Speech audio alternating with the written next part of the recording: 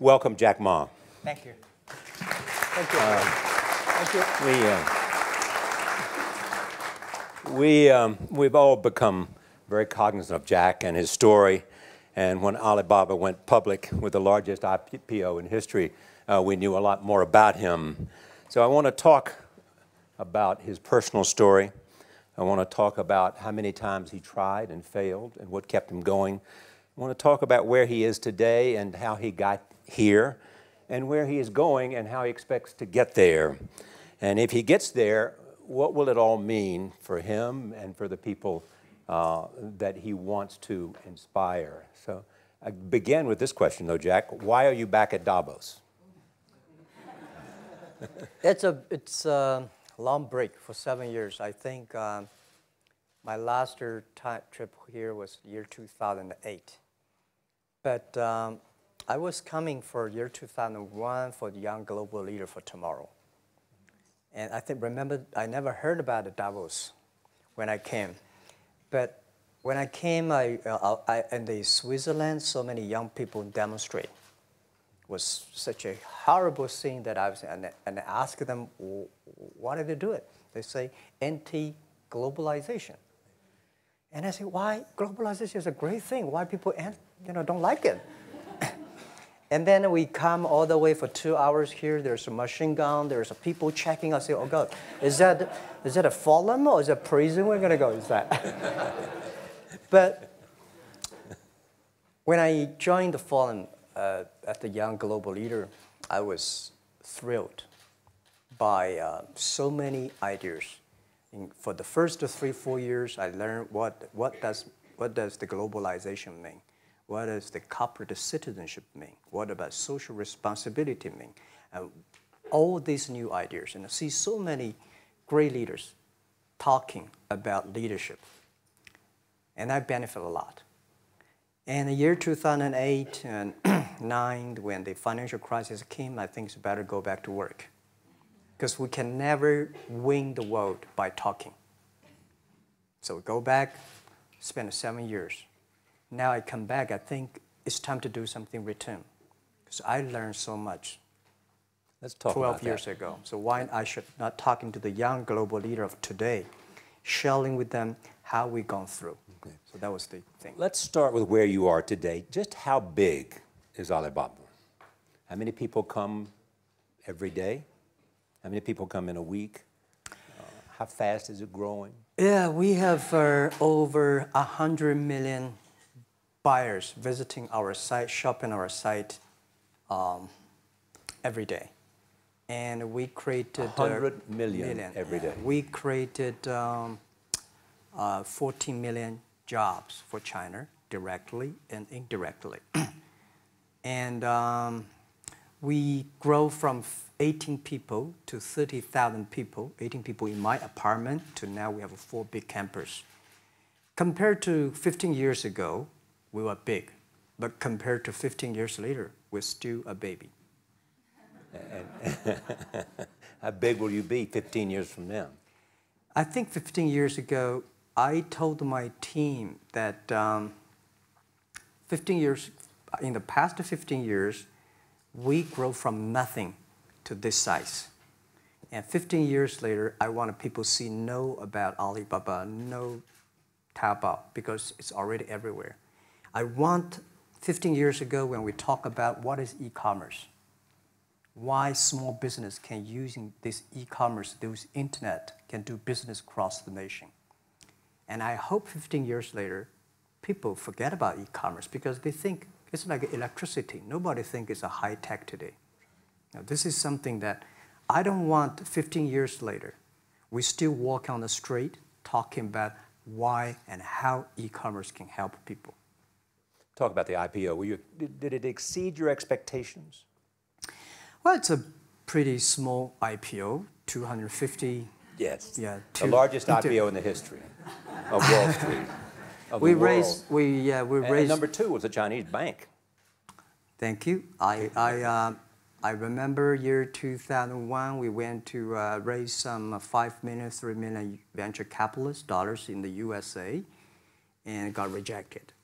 And I say we come back raising a little bit more. But I think, what we think more about is for $25 billion, how we can spend the money efficiently, because this is not the money, this is the trust from the world, the trust from those people. They want to do better jobs to help more people. They want to have a good return. So I think gives me more pressure, because when our market cap is bigger than IBM, for a certain day we're bigger than Walmart. We're one of the top 10, 15 largest market cap company in the world. I told my team and myself, is that true? We're not that good. Because years ago, people say, Alibaba model is terrible. Does not make money, have this and that, all the big bad things, because Amazon is better, eBay is better, Google is better, and there's no such model like Alibaba in the USA. So I told myself and people, we were better than people thought. But today, when we are that big size, I said, no, we are not that good as people thought. We're just a company 15 years old. Average age is 27, 28 years old, young people. We're doing something that human beings have never tried. So I want to talk about the future. Let me take you back to when you were born in Hangzhou, where the headquarters still are. Yep. And your campus is there. You don't have a loot, don't move your loot. Your headquarters there. Yeah, you found it there, loot there. You grew up in the 60s. 64. Born in 64. That was the time of the Cultural Revolution. Yeah, it was the end of the Cultural Revolution. It was, well, my grandfather was a tiny landlord. Was considered, after liberation, was considered to be a bad guy. So I was, I know how tough it was when I was a kid. You tried to get into 3 colleges. Mm-hmm. Each time they rejected you. No, I tried. There's an examination that young people, if you want to go to university, you have to take the examinations. So I failed 3 times. Right. But a lot of fail. I failed for funny things that I failed a key primary school test for 2 times. And I failed 3 times for the middle schools. And you will never believe in Hangzhou, my city, there's only 1 middle school that lasts only 1 year. It was changed from primary school to middle school because our graduates of our school, no middle school accept us because we were too bad. Yeah. They would become a middle school. What effect did it have, though, being rejected? Well, I think we have to get used to it. We're not that good. Even today, we still have a lot of people reject us. I think when I graduated from universities, and before for 3 years, I tried to fill in the universities. So I applied jobs for 30 times, got rejected. I went for a police. They said, no, you're not good. I went to even the KFC. When KFC came to China, come to my city, 24 people went for the job. 23 people were accepted. I was the only one guy. And we went for police. 5 people, 4 of them accepted. I was the only guy that I received it. So to me, being turned down, rejected. Oh, by the way, I told you that I applied for Harvard for 10 times, rejected. I know I'll be rejected. I just don't want to say that. Yeah, sorry now. 10 times you wrote them and said, I'd like to come to Harvard. Yeah. And then I told myself, someday I should go teach there, baby. I think that can be arranged. Richard Nixon came to Hangzhou. Yeah. And after that, tourists flooded the place. Yeah. And that's how you learned English. Yeah. I really like I don't know why at 12, 13 years old, that time I suddenly fell in love into the language, the English. And there's no place you can learn English at that time. There's no books, English books. So I went to the Hangzhou Hotel, now called Hangzhou Shangri-La Hotel, because that was the hotel can receive the foreign visitors. So every morning for 9 years, I showed them around as a free guide, and they taught me English. And I think that changed me. Today, I'm a 100% made in China. I've never got a one-day train outside China. Yeah. And when people talk to me, say, Jack, how can you speak English like that? Why sometimes you talk like an Western guys? I think that was the 9 years. These Western tourists opened my mind because everything they told me are so different from the things I learned from the schools and from my parents. So now I have a habit. Whatever I see, whatever I read, I use my mind. Think about for 2 minutes. Is that how Ma Jun became Jack Ma? Actually, Jack, the name was given by a lady in tennis. She's a tourist. She came here and she said, came to Hangzhou. We become a pen friends. Ma Ring is so difficult to pronounce. So she said, do you have an English name? I said, don't. So can you give me an English name? She said, okay. She said, my father called it Jack. My husband called Jack. What do you think about Jack? I said, good. So I've been using that for that many years. Yeah. First visit to America, 1995? 1995, yeah. I came here for a project helping the local government to building up a highway. And you tried the internet? I tried the internet in Seattle. And in a building called the U.S. Bank. I don't know whether the U.S. Bank is still there or not, but it's a building. And my friend opened a small office, which is like only 10% bigger than this room. And there are a lot of computers in there. And he said, Jack, this is internet. I asked, what is internet? He said, search whatever you want. At that time, they used Mosaic, very slow, right? Yeah. And I said, I don't use it. I don't want to type because computer is so expensive in China. If I destroy it, yes, I cannot pay. He said, just to search it. So I searched the first word, beer. I don't know why, because it's easy to spell, baby. And I see beers from Germany, beers from USA, beers from Japan, but there's no beer from China. And I say, okay, type the second word is China. No data. Nothing. Nothing. And I said, 1995. 1995. No data about China. So I talked to my friend. Why not make something about China? So we made a small, very ugly-looking page called China. It's something like I did a translation agency. We listed on there. It was so shocking. We launched at 9:40 in the morning. 12:30, I got a phone call from my friend. He said, Jack, you got 5 emails. I said, what is email? And they said, these are the things. So people so excited. Where are you? This is the first time I see a Chinese website on that. How can we can we do something together? So I think this is something interesting. So we should do it. Why did you call it Alibaba? Alibaba? Well, when I started, I think internet is global. We should have a global name. And a name that, interesting, like at that time, the best name is Yahoo. Right, so I've been thinking for many days, suddenly thinking Alibaba is a good name. So I happened to be in San Francisco that day. I did have a lunch, and the waitress came. I asked her, do you know about Alibaba?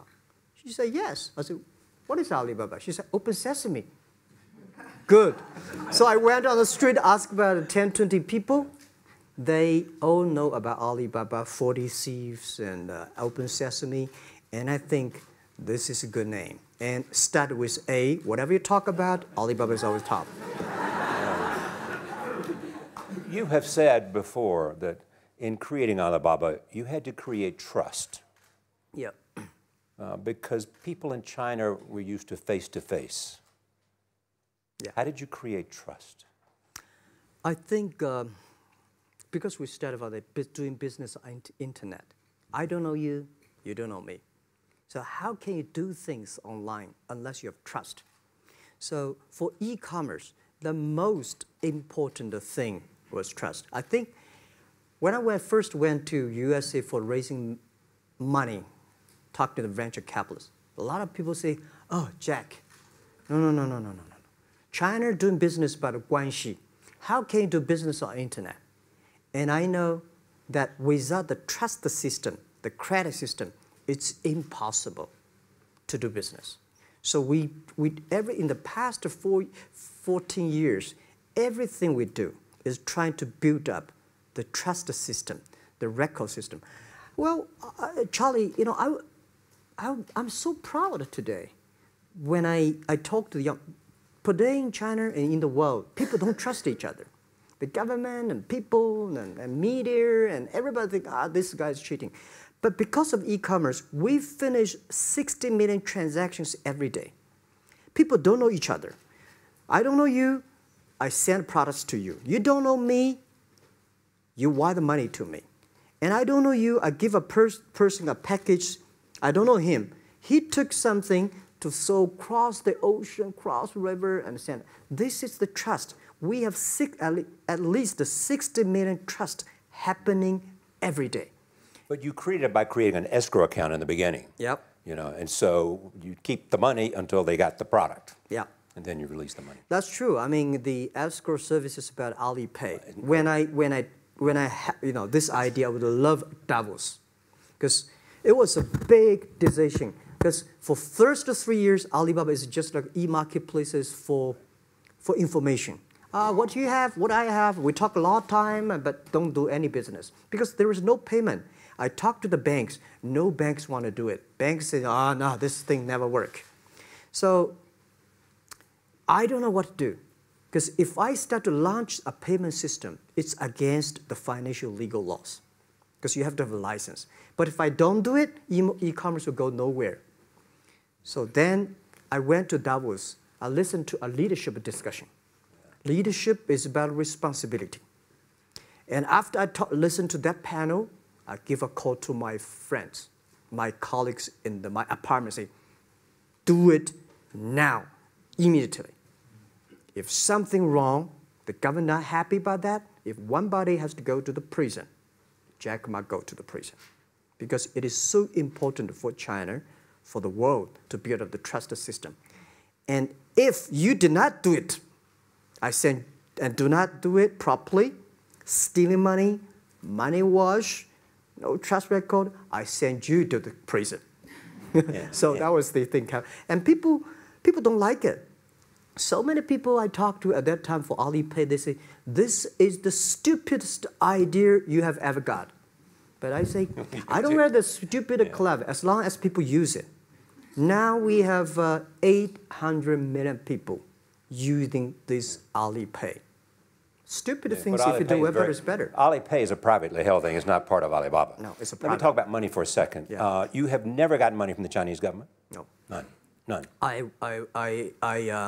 want it at the beginning, and later I don't want it, because I think if the company always think about picking money from out of the government pockets, that company is rubbish. Think about how can you make money from the customers and market and then help customers succeed. That's our philosophy. No money from Chinese banks? No. No. At that time I want, and now they want to give me, I don't want it. Yeah. All right. Your relationship with the government. Mm-hmm. Yeah. What's your relationship? I mean, if they didn't, here's what some say, that you have existed in an environment that's not, they have restricted competition for you. And that's a pretty good thing to do for a private company. Yeah. I think the relationship with the government for us is very interesting. For the first 5 years, because I've been working as a part-time jobber for a government organization called Ministry of Foreign Trade, 1997, for 14 months. And I learned that you should never rely on government organization to do e-commerce. And I started a business. I told my people and team, in love with the government, don't marry them. Yes. Respect them.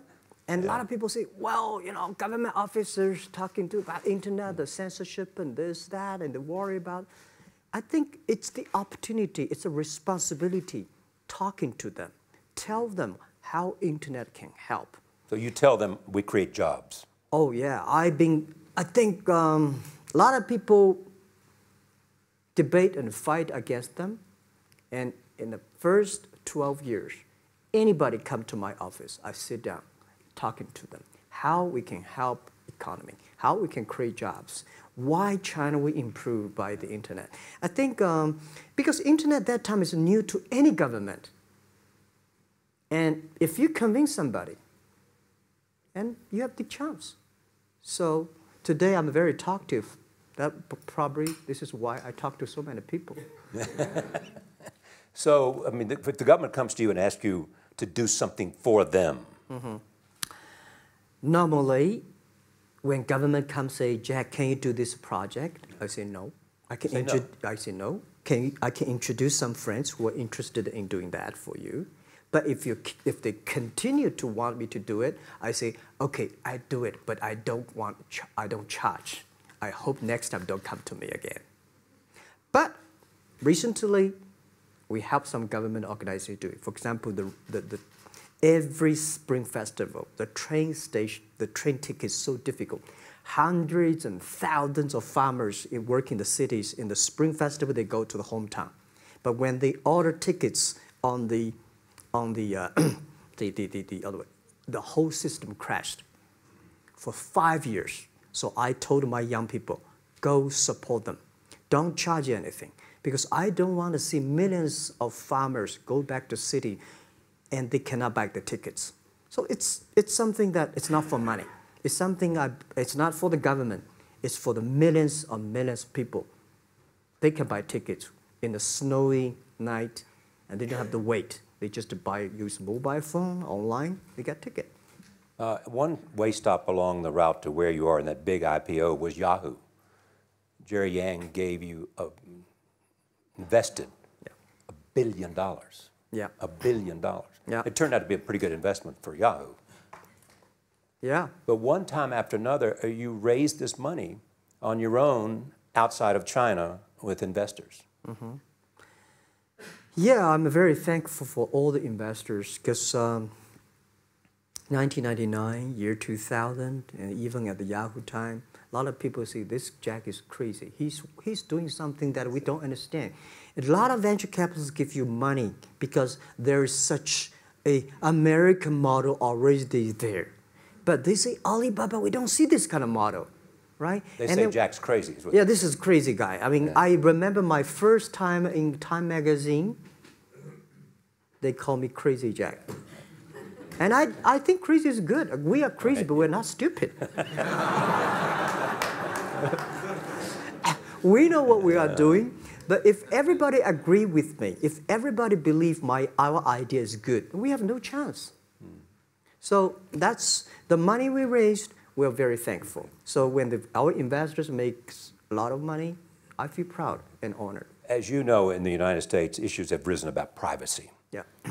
Google and Apple, and questions of whether the government should have access to files. How do you handle that if the Chinese government says you know a lot about people? You have transactional relationships with lots of people. And they say, we want to see your files. Well, so far, I don't have this kind of problems from Chinese government. And I told them, any government, if you come here for the national security, anti-terrorist, well, anywhere, anti-terrorist, we work together. It's a criminal, we work. But rest of that, no. I said, we are a business. The data is so precious because we don't know how. Because if we give to anybody, it's going to be a disaster. And also about privacy issues. I think, just like hundreds of years ago, people say, I would rather put money under my pillow rather than put in the banks. But today, banks, they're special. They know how to protect money much better than you do. Privacy issues, all these kind of securities, today, we may not have the solutions. We don't have the answer. But I believe our young people have the solutions. In the next 10, 20 years, there will be breakthrough on that. And I'm fully confident on that. Your life is a testament to the idea that nothing is impossible. That if somebody says no, you say it's just the beginning. Where does that come from? Well, at the beginning, I never thought, I thought when I was young, I said, everything's possible. Now I know not everything's possible. When you have something, you have to think about, you have to consider about the others. You have to consider about the customer, society, your employees, your shareholders, society. There are so many things that I think if you continue to work hard, there's possibility. And I just feel that I'm enthusiastic about what we are doing. At the beginning, for the first 5 years, I just want to survive. And 5 years later, I think... That's 2000, from 90... Yeah. But later, I think, wow, so many people's life changed. I was so excited. You know, for the first 3 years, we made zero revenue. Zero revenue. But we are so excited to continue to work. You know what happened? I remember many times when I go to a restaurant and have dinner, somebody came, when I was trying to pay the bill, the owner of the restaurant came to say, "Sir, your bill is paid by someone." And a small note say, "Hey, Mr. Ma, I'm your customer of Alibaba Group, Alibaba platform. I made a lot of money, and I know you don't make any money. I pay the bill for you." Yeah. And I remember one day that I was sitting somewhere in the coffee, somebody sending me a cigar. I don't smoke cigar, but there's a note, "Thank you very much, I'm your customer." And I remember in the Taobao days, I was at the Shangri-La Hotel in Beijing. When I get on the taxi, the man who opened the door for me, the boy at the gate, he said, "Jack, thank you very much. I'm service here. My girlfriend makes more money than I do on your site." And this is something that you know that it's not amazing. If you don't do it, nothing's possible. If you try to do it, at least you have the hope. The revenue comes from advertising and a smaller amount from transactional fees. Yeah. Most of it from advertising. Tiny. Tiny from advertising? Tiny from advertising, tiny from transactions, because we need big mass. Now we have more than 10 million small business power sellers selling our site to everywhere. So the transactions we have is second after Walmart.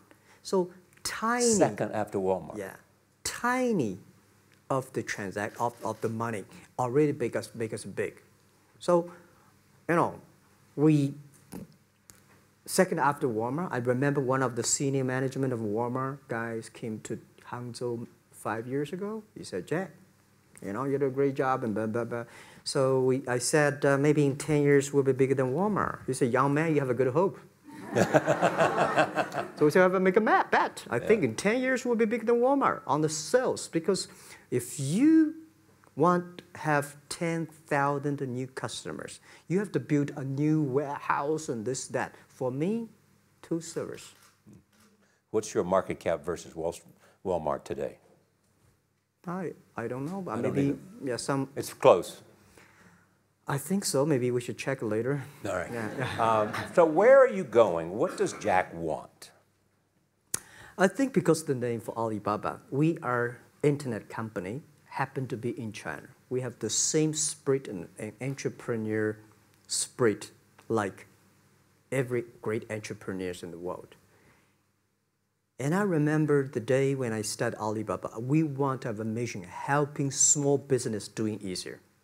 So next step is, today, so many millions of small business using our platform to sell things, and over 300 million consumers buy things from our site.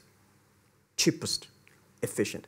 So what I'm thinking about, how we can make Alibaba a platform for global small business. My vision is that if we can help a Norway small business can sell things to Argentina, and Argentina consumers can buy things online from Switzerland.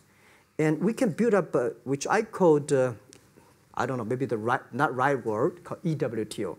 The WTO is great, past century. But WTO helped so many big companies to sell things across the nation. Today, internet can help small business sell things across the oceans, across the nations. And I hope that we can serve 2 billion consumers. 2 billion consumers. 2 billion consumers. We can help 10 million small business outside China. Help them. Outside China. Outside China. Because we help the American farmers in Washington State almost 300 tons of cherries to China last year. Cherries. Before we sell, the ambassador of USA came to me and said, Jack, can you help us selling cherries? In China. I said, what cherries and the fruits? He said, why not? I said, why not? Let's try. So that when we start to sell cherries, the cherries still on the trees. So we start a pre-order, 80,000 families order cherries online. So we pick up the cherries and ship into China. Within 48 hours, we sell the cherries. The consumers are so happy. But we got a lot of letters complaint after 3 days. They say, why only 100 tons? Why we should not get more? So we sell, 2 months ago, we helped the Costco. We sold 300 tons of nuts to China. So I'm thinking about if we can sell, we're also selling Alaska seafood to China. So if we can sell seafood, if we can sell the cherries, why we cannot help American and European small business selling things to China consumers? China needs that. So this is what I want to do is that 2 billion consumers, China, Asia, developing nations, how we can let them buy things globally. Alibaba rode with the millions of people that went from poverty to the middle class in China. I mean, you were right there growing as they grew and increased. When you look at the international markets, you're doing well in Russia? Yeah. How well? We do pretty good on Russia, and we do also pretty good in Brazil. In Brazil? Russia, I think now I don't know, we are if not the number 1, we're the number 2 or number 3 largest. E-commerce. E-commerce. I remember last year we had a campaign. The campaign is that a lot of Russian girls and boys want to buy things from China. You know how many days a Russian girl placed an order and received the products from China? 2 years ago, 4 months. Even that, people are so happy about all the things. And last year, the campaign, within 1 week, we crashed the whole logistics system of Russia. All right. You were also seen in Hollywood. Yeah. What are you doing in Hollywood? Well, I like the Hollywood innovation and the digital background.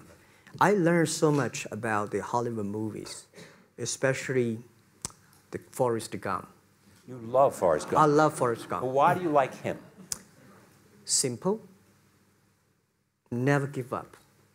Never give up. People thinking he's done, but he knows what he's doing. And I was very depressed the day, year 2002 or 3 in the States, when a bit earlier than that. I was very depressed when I could not find out a way for the internet. And then I watched the movie in my friend's home, Forrest Gump. When I see him, I think, this is the guy we should learn from. Believe what you're doing, love it, whether people like it, don't like it, be simple. And like the word, life is like a box of chocolate. You never know what you can get, right? I never know I would be here talking to you and talking to Charlie Rose. I never know. But today I made it. I told my people in my apartment 15 years ago, guys, we have to work hard, not for ourselves. If we can be successful, 80% of the young people in China can be successful. We don't have a rich father, powerful uncle. We don't have $1 from bank, 1 cent from government. Just work as a team. So what do you worry about?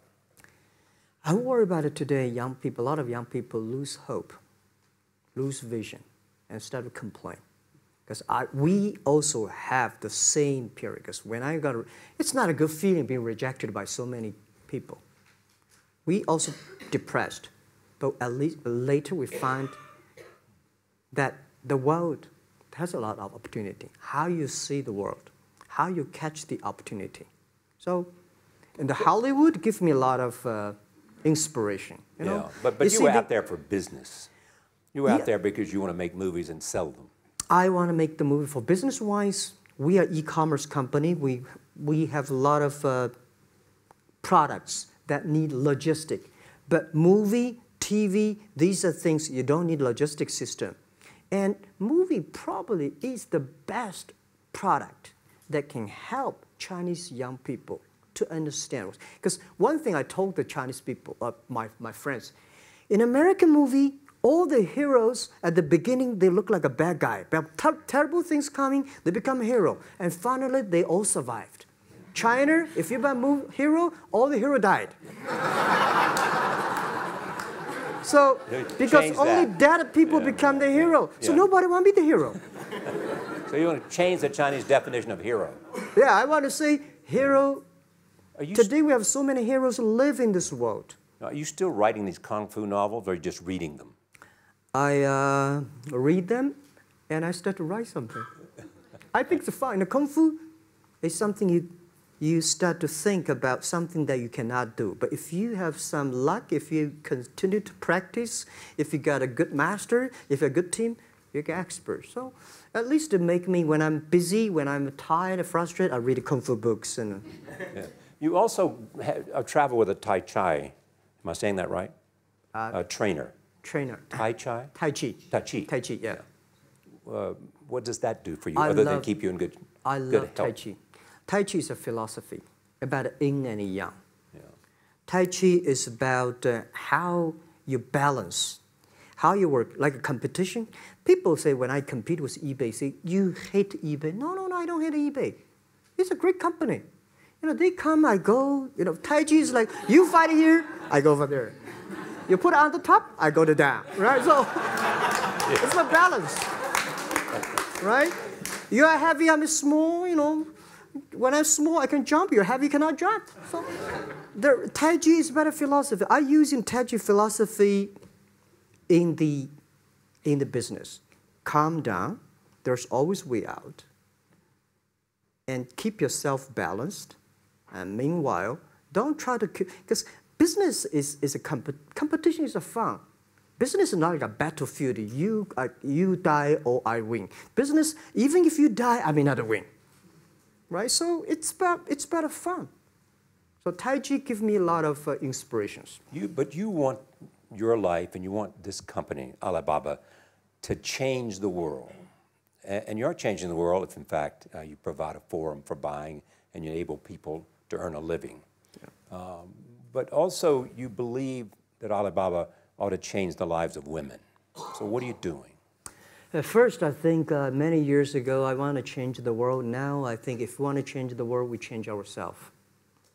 Change ourselves is more important and easier than change the world. And second is that I want to improve the world. Because it changed the world may be Obama's job. Because my job is to making sure that my team are happy. Because my team are happy, they can make my customer happy. If my customer, they are all small business. When they're happy, we are happy. About women, one of the secret source for Alibaba's success is that we have a lot of women. What percentage of women well, among one Alibaba day employees? before, I think 2 months before, 2 or 3 months before we IPO, there's American journalist come to our company. She asked me a question. Jack, I've seen so many women in your company. I say, what's wrong? We have later we find that we have 47% of the employees of our company are women. How many? 40? 47% of our company are women. And we actually had a 51 because we acquired some company these days. They have more men, so balance that. But these are women in top-level positions? 33% of the management are women, and 24% of the senior management, very top level, are women. We have a women CEO, CFO, CPO, Chief People Officer, and we have everywhere. And I think so comfortable to working with them because women, in this world, if you want to win in 21st century, you have to making sure that making other people powerful, empower others, making sure the other people better than you are, then you will be successful. So I find the women, they think about the others more than they think about themselves. Right. Yeah, women think about the kids, husband, parents, much more than the man. And the user-friendliness. A couple of things I want to talk about before we go, because we have less than a couple of minutes. China today, are you worried the economy slowed down? No, I don't worry about it. I think China is doing, it's slowing down is much better than keep on 9%. China today is the second largest economy in the world. It's impossible to keep 9% of the growth. If China still keeps the 9% of the growth of the economy, there must be something wrong. You will never see the blue sky. And you will never see the quality. China should pay attention to the quality of the economy. China should not. So if we have a lot of influence, you know, like Hollywood movies, things, and we have sports and these things in the GDP, will be much better. So I think, just like a human growth, you can never, this body can never grow. Certain time, the slow of growth of a body is slow, but you should grow your mind, grow your culture, grow your value, grow your wisdom. I think China is moving to that direction. And you saw Modi in India? Pardon? Did you see Modi in India? Not yet. I'm looking forward to that. So you'll go to India. Yeah. Finally, there's this. You're one of the world's richest people. Your company is one of the world's richest companies. What do you want beyond Alibaba? Well, about richest people, I was really not happy in the past 3 months when people say Jack Ma is the richest people of China. Global celebrity, they said. No, I'm not. When I started business, you are. I never thought, because how many? Yeah, maybe I am. Not, but I think 15 years ago, in my apartment, my wife was at that time one of the 18 founders. I asked her, "Do you want your husband to be a rich person?" I never said rich person in China, rich person in Hangzhou, or you want to be your husband to be a respected person. She said, "Of course, respected."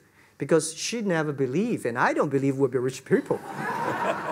We just want to survive. But I believe when you have $1 million, that's your money.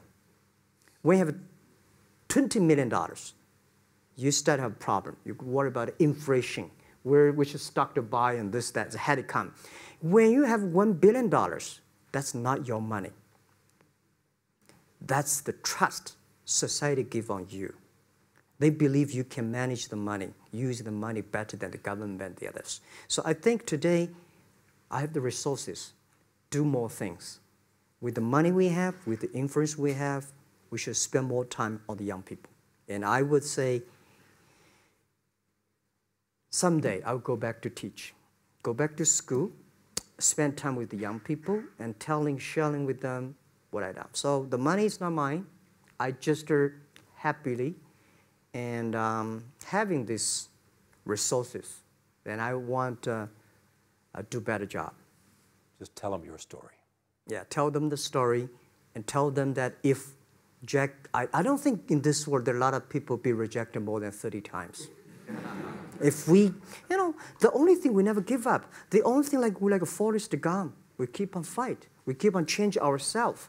We don't complain. Whether you were successful or not successful, I find that people, when they finish the job, if they make the mistake, if they fail, if they always complain the others, this guy will never come back. If the guy only check himself, yeah, something wrong with me here, something wrong with me there, this guy has a hope. Jack, on behalf of everybody in this audience and a television audience around the world, thank you for taking your time to be with us. Thank you, Ray. Thank you. Thank you. Thank you. Thank you. Thank you so much, Rob.